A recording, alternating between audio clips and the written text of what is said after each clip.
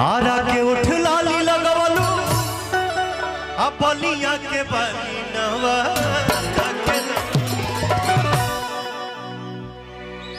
लेकिन एक बात बोले, मुझे अभी तक आप लोगों का गर्मी नहीं दिखा।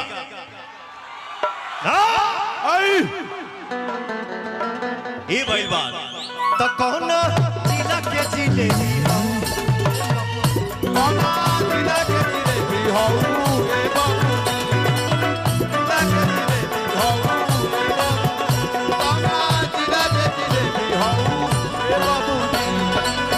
आरा के उठ लाली लगवलू बलिया के बाली नवादा के नथुनी। आरा के उठ लाली लगवलू बलिया के बाली नवादा के नथुनी।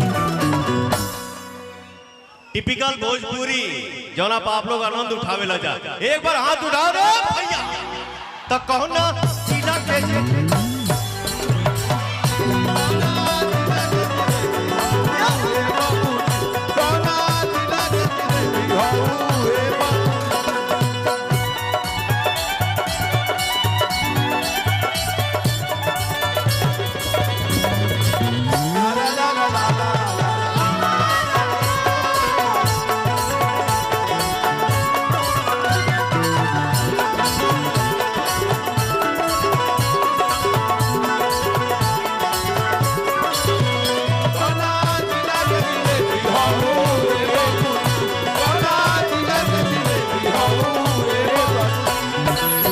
पटना के पानी जवानी पझल के मलमलिया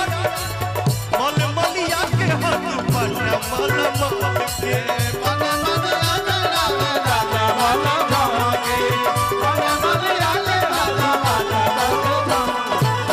पटना के पानी जवानी पझल के मलमलिया के हाथ पटना मलमल के।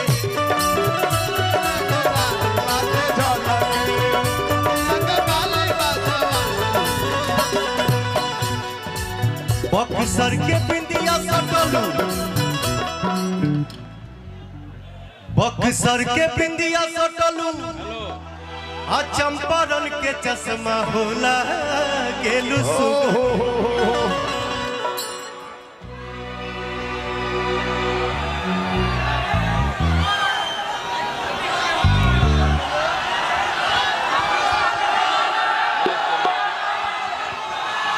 बक्सर के बिंदिया सटलू आ चंपारण के चश्मा होला गेलू सुगनी। तो कौन जिला के जिले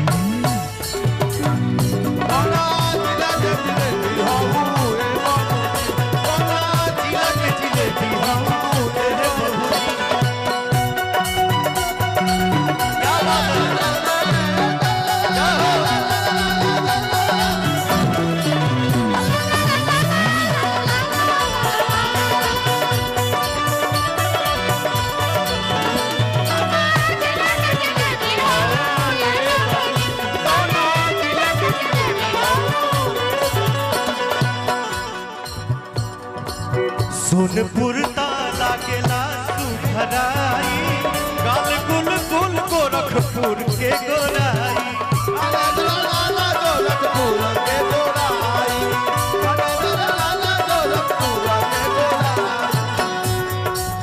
सोनपुर ताला गेला सुखराई गाल गुल गुल गोरखपुर के गोराई।